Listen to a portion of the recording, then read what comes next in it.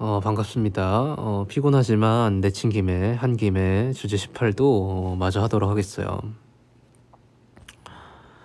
자, 근대 국민국가 수립운동에 대한 파트고요. 1번을 빠르게 보시면 어떤 정부냐? 지금 보시면 번을 폐지하고 현을 설치한다라고 하는 패번치연이 보이죠? 그리고 뭐 지조 개정과 같은 내용이 있으니까 얘는 어떤 정부? 그렇지.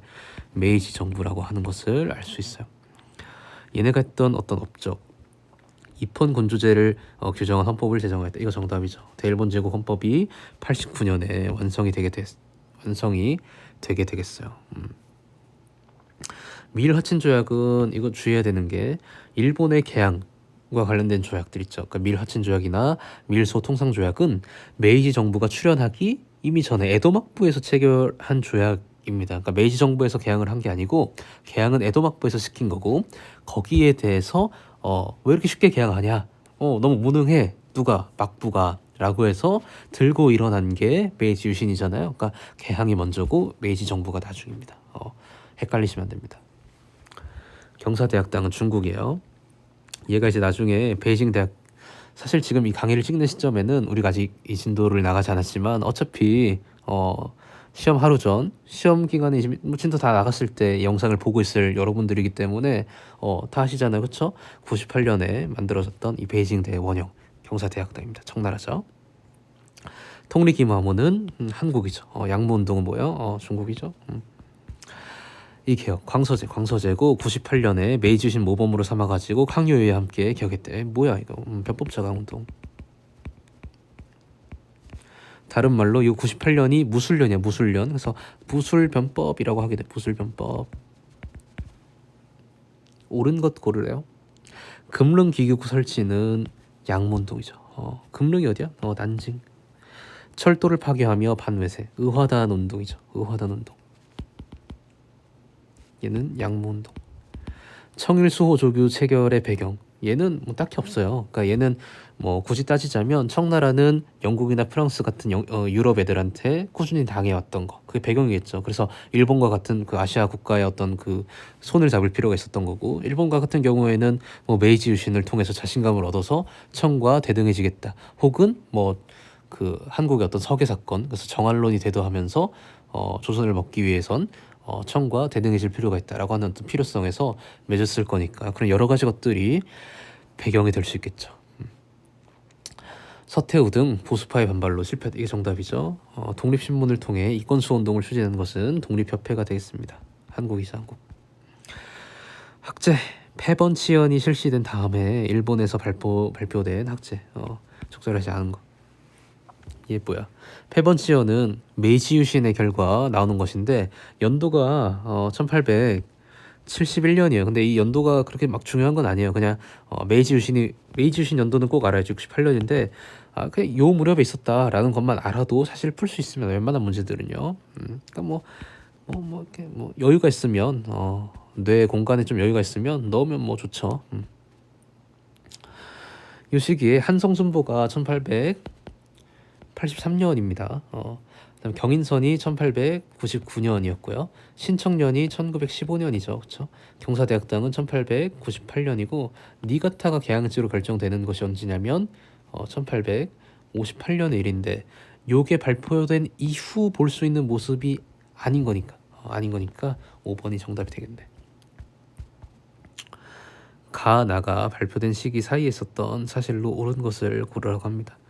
지금 보시면 민선 의원을 설립하면 정부와 인민 사이가 돈독해져서 뭐 강해질 것이다라고 해서 민선 의원이라고 하는 단어가 나오면 얘는 지금 보면 여기 나오죠. 민선 의원 설립을 위한 건의서. 이게 민선 의원 설립 건백서예요. 그래서 1874년 이렇게 잡으면 되고 그래서 역대 천황과 관련한 어떤 그 헌법 천황의 어떤 대권에 따라서 시민들의 경우에 이게 뭐야? 대일본제국 헌법이어서 89년 요 사이의 일을 고르면 돼요. 의화단 진압된 것은 01년, 신정도 01년, 제국의회가 90년, 이모군란이 82년, 양시차 입헌군주제는 98년. 그러니까 정답이 이모군란 나오지. 이모군란. 그러니까 이모군란이나 우리 지금 여기 보면 뭐 한성순보나 아니면 갑신정변도 덜어 나오거든요.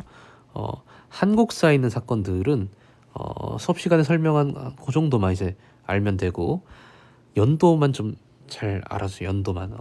이모군란, 갑신정변, 동학농민운동 사실 요 세 가지 연도 특히 뭐 대한제국 선포라든지 이런 연도들은 우리가 필수 한국사를 공부할 때도 되게 중요한 연도들이거든요. 그러니까 지금 나왔을 때 좀 잘 잡고 가시면 좋겠어요.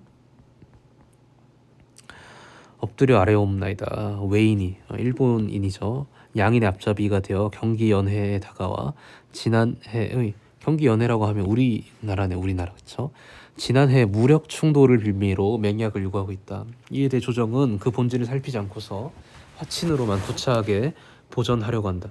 지금 저 외선의 기만당에서 만약 문호를 열고 문호를 연 그러니까 지난해에 일본인이 경기 앞바다에 와가지고 인천 앞바다에 가는 거죠.武력 충돌해가지고 뭘 요구하냐면 개항 요구하고 있는 상황인 거야. 그러니까 얘는 뭐야? 지난해 무력 충돌이 아마도 운요 사건일 것 같고 그럼 요 해는 뭐겠어요? 76년에 지금 강화도 조약을 맺을 그 무렵이야. 그러니까 그 조약 맺는 거에 대해서 어떤 사람이 상소를 통해서 하지 말라고 얘기하고 있는 거죠. 요 해 어떤 사실이 있을까요? 청이 일본과 수호조교 조규성 넘버원 71년, 막부타도 운동 메이지 유신 68년, 교육직업 언제 공포되냐면 90년, 양모운동이 61년부터 전개되고 있어 94년까지. 정답은 일단 4번이 되겠네요. 그렇죠? 통상수교 거부 정책은 언제 일단 끝나냐? 63년에 끝나요. 그러니까 이때 흥선대원군이 자리에서 63년이 아니죠. 그러니까 63년 흥선대원군이 집권해서 73년까지 하거든요. 그러니까 73년에 끝나요. 이때 끝나요. 흥선대원군이 딱 10년 합니다. 반란에 대한 설명으로 옳은 것은 꼭 그 이 강의를 한 2.0배속 정도로 듣기를 권하겠어요. 왜냐하면 매우 졸리기 때문에 꼭 배속을 해서 들으시기 바라겠습니다. 이 반란에 대한 설명이요. 증국본의 군대가 밀려오고 청조 타도를 외치는 반란을 진압하러 왔구나. 홍수전 무리가 난징을 뭐야 이거. 태평천국 운동에 대한 설명이죠. 남녀평등과 토지균분을 내세웠다가 정답이 되겠습니다. 밑줄 친 이 운동에 대한 설명으로 옳은 것은 일본과의 전쟁에서 패한 지 3년 후 반포된 광서제. 청나라잖아요. 그러니까 청과 일본의 전쟁. 청이 언제 패하냐? 95년에 패해요. 그럼 3년 후에 반포됐으면 지금 98년이네. 광서제의 명령에 따라서 뭘 해?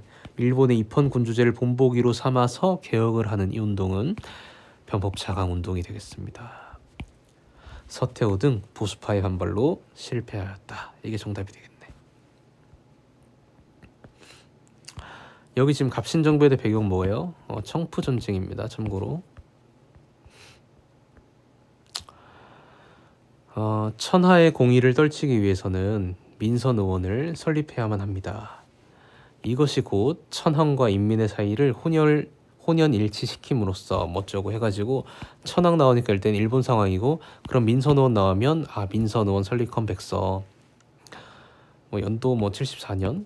근데 얘는 지금 이걸 활용한 탐구 활동이니까 요거의 결과 만들어지는 게 헌법이고 일본의 의회고 이런 거죠. 그래서 답이 일단 3번이 될 것입니다. 여기 지금 4번 보시면 베이징에 공사관이 설치됐는데 공사관은 외교관이 머무는 그 기관입니다. 그러니까 베이징에 다른 나라 외교관이 머무를 수 있다라고 한다면 얘는 뭐겠어요? 60년대 있었던 베이징 조약의 결과가 되겠죠.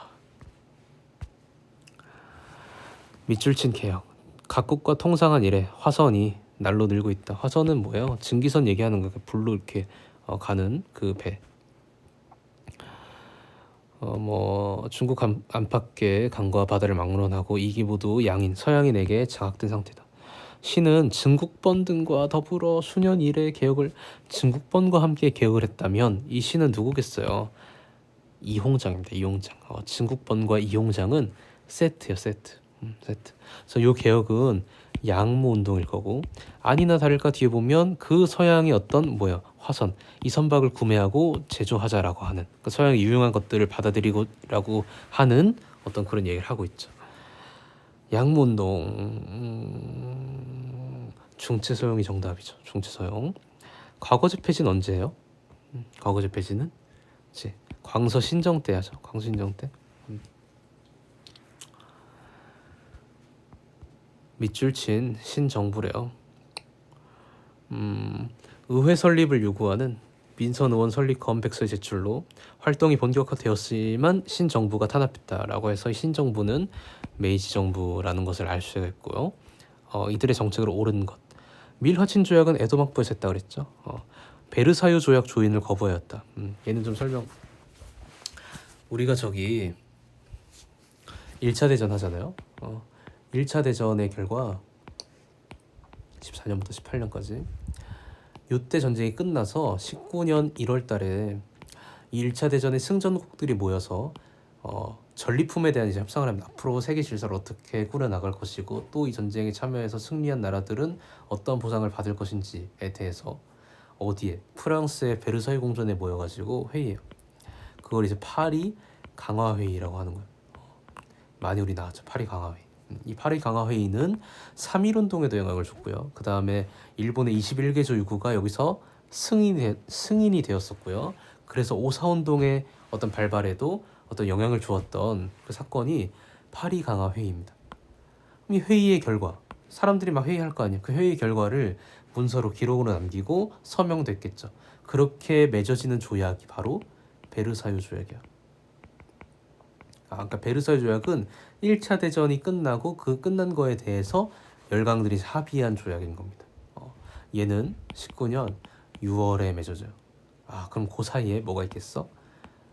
오사 운동이 있어요. 그래서 파리 강화 회의에서 21개 조유구가 승인이 되니까 베이징대 학생들을 중심으로 해가지고 신문화 운동에 영향을 받은 그 중국의 군민들이 오사 운동을 일으켜서 반대에 대한 목소리를 분명히 냈고, 그래서 중국의 그 당시 군벌 정부가 뭐예요? 그 요구를 승낙하면서 결과적으로 베르사유 조약의 조인을 그 군벌 정부가 하지 않습니다. 하지 않습니다. 그래서 하지 않은 채로 워싱턴 회의에 가서 워싱턴 회의에서는 그 내용이 요선동에서 얘기했던 그 내용이 채택되는 이제 그런 과정으로 이제 그 나오는 거거든요. 그래서 이 베르사유 조약 거부는 군벌 정부입니다. 중국의 군벌 정부입니다. 운요 사건 빌미로 조약 맺은 거 메이지 정부 맞죠. 징병제 실시도 메이지 정부 맞죠. 디귿 리을이 정답.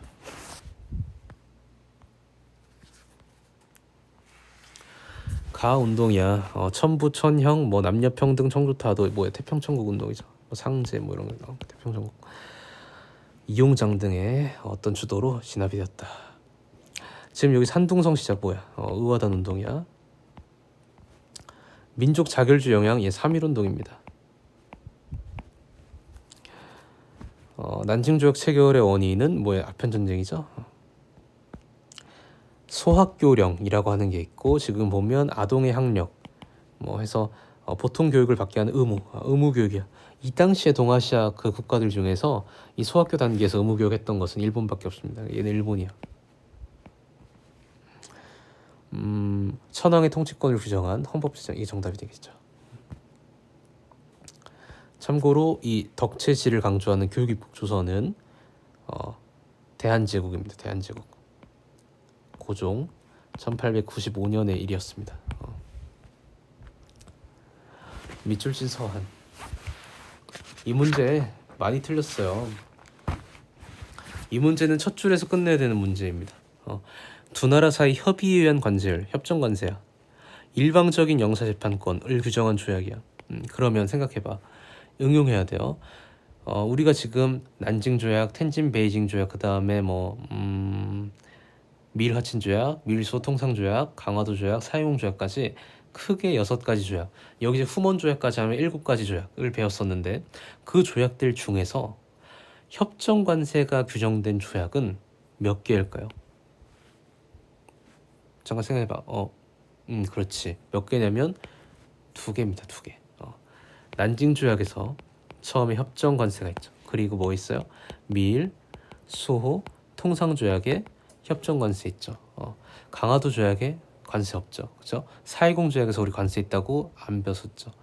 난징 조약과 밀소 통상 조약 협정 관세 있는데, 문제는 이 두 조약들 중에서 영사재판권까지 인정한 조약은 난징 조약 영사재판권이 없잖아요. 영사주재권까지만 있고 재판권 후문에 들어오잖아요. 그러니까 미일소 통상조약밖에 없어. 그래서 첫 줄을 읽고서 이 조약이 미일소 통상조약 58년에 맺은 미일소 통상조약이라고 하는 것을 잡았어야 하는 문제입니다. 설마 그걸 못 잡았다고 하더라도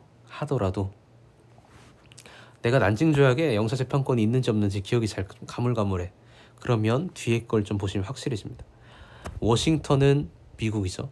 여기에 주재하고 있는 어디의 관리? 대장성의 관리. 대장성은 익숙해져야 돼. 대장성은 일본의 그 이관팔성 기억나시나요? 이관팔성 중에 그 8개 성 중에 하나가 대장성입니다. 그러니까 얘가 일본 관청이 지금 나와 있기 때문에 얘가 아니라 얘 미일소 통상조약이라고 하는 것을 지금 요 두 줄에서 잡았어야 하는 거예요. 그럼 그 다음에 뭘 잡을까? 얘를 잡아야지. 이 서한이 지금 작성되고 있는 시기를 봐야 되잖아.